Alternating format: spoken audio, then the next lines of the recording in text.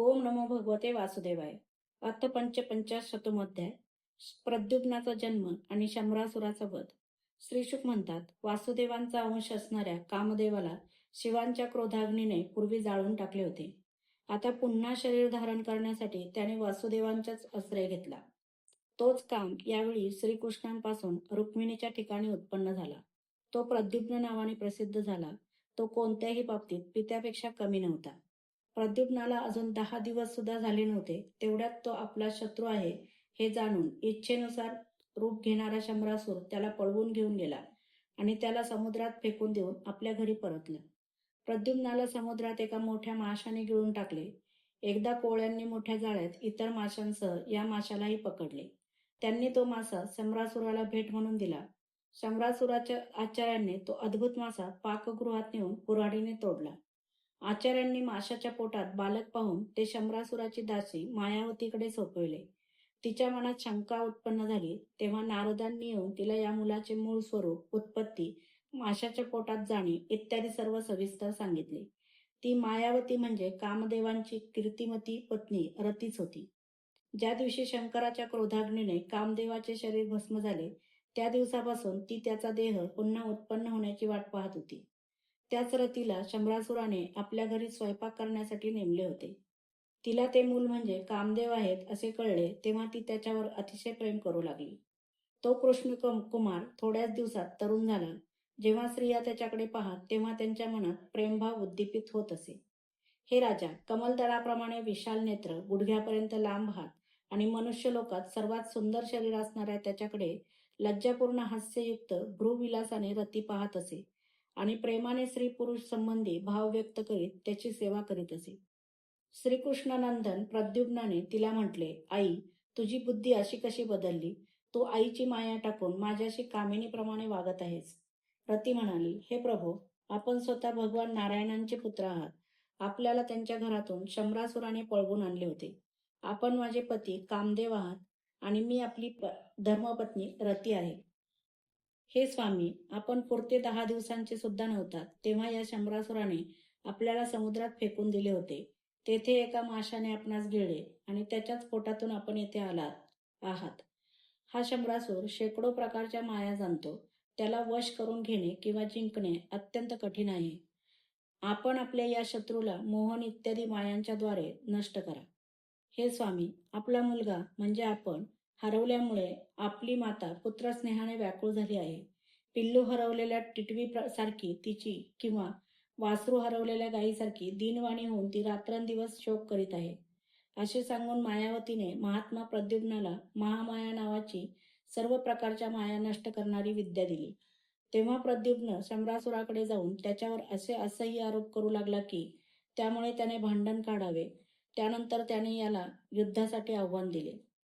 प्रद्युम्नाच्या कठोर बोलण्याने शंभरासूर पायाने डिवचलेल्या सापासारखा चिडला. त्याचे डोळे क्रोधाने लाल झाले. हातामध्ये गदा घेऊन तो बाहेर आला. त्याने आपली गदा वेगाने फिरवून प्रद्युम्नावर फेकली आणि विजेच्या कडकडाटासारखी गर्जना केली. परीक्षिता, भगवान प्रद्युम्नाने आपल्यावर येणारी त्याची गदा आपल्या गदेच्या तडाख्याने तटवून अत्यंत क्रोधाने त्याच्यावर आपली गदा फेकली. तेव्हा त्या दैत्याने मयासुराने दिलेली आसुरी मायेचा आश्रय घेतला व आकाशात जाऊन तेथून प्रद्युम्नावर तो अस्त्रांचा वर्षाव करू लागला. महारथी प्रद्युम्न त्या अस्त्रांच्या वर्षावाने व्यथित झाला. तेव्हा त्याने सर्व मायांचा नायनाट करणाऱ्या सत्वमय महाविद्येचा प्रयोग केला. त्यानंतर शंभरासुराने यक्ष, गंधर्व, पिशाच, नाग आणि राक्षसांच्या शेकडो मायांचा त्याच्यावर प्रयोग केला, परंतु कृष्णकुमाराने त्या सर्वांचा नाश केला. त्यानंतर त्याने एक तीक्ष्ण तलवार हातात घेऊन वेगाने शंभरासुराचे किरीट, कुंडलांनी शोशोभित आणि लाल दडेमिशा असलेले डोके धडापासून वेगळे केले. देव फुलांचा वर्षाव करीत स्तुती करू लागले. त्यानंतर आकाशातून फिरू शकणाऱ्या मायावतीने त्याला आकाशमार्गाने द्वारकेत नेले. परीक्षिता, विजेसह असणाऱ्या मेघाप्रमाणे दिसणाऱ्या प्रद्युम्नाने आकाशातून शेकडो रमणी निवास करीत असलेल्या उत्तम अंतपुरात पत्नींसह प्रवेश केला. प्रद्युम्नाचे शरीर पावसाळ्यातील मेघाप्रमाणे श्यामवर्ण होते. त्याने रेशमी पितांबर परिधान केला होता. गुडघ्यापर्यंत पोहोचणारे त्याचे हात लांब होते. नेत्र लालसर होते. सुंदर मुखमंडलावर मंद हास्य तरळत होते. त्याच्या मुखकमलावर काळे कुरळे केस भ्रमरासारखे झेपावत होते. अशा त्याला पाहताच त्या सगळ्या जणी त्याला श्रीकृष्ण समजून संकोचाने इकडे तिकडे लपून राहिल्या. नंतर हळूहळू त्या स्त्रियांना समजले की हे श्रीकृष्ण नाहीत, कारण त्यांच्यापेक्षा याच्यामध्ये काहीतरी वेगळेपण आहे. तेव्हा त्या चकित होऊन अत्यंत आनंदाने या सुंदर दाम्पत्याकडे आल्या. त्याच वेळी डोळ्यांच्या कडा काळसर असलेली मधुरभाषिणी रुक्मिणी तेथे आली. तिला आपल्या हरवलेल्या मुलाची आठवण झाली आणि पुत्रप्रेमाने तिच्या स्तनातून दूध स्रवू लागले. रुक्मिणी विचार करू लागली, हे नररत्न कोण आहे?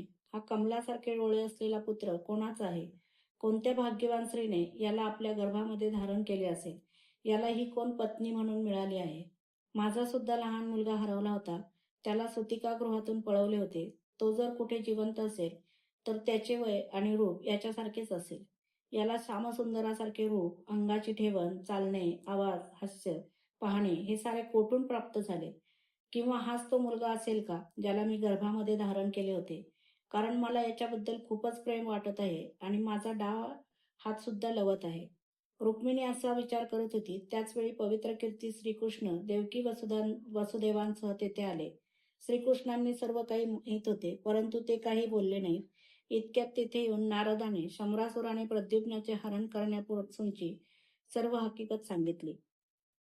नारदांच्या तोंडून या सर्व आश्चर्यकारक घटना ऐकून श्रीकृष्णांच्या अंतपुरातील स्त्रिया आश्चर्यचकित झाल्या आणि पुष्कळ वर्षापर्यंत हरवल्यानंतर परत आलेल्या प्रद्युम्नाचे मेल्यानंतर पुन्हा जिवंत होऊन आल्याप्रमाणे कौतुक करू लागल्या. देवकी, वसुदेव, श्रीकृष्ण, बलराम, रुक्मिणी आणि इतर स्त्रिया त्या नवदाम्पत्याला हृदयाशी घट्ट धरून आनंदित झाल्या.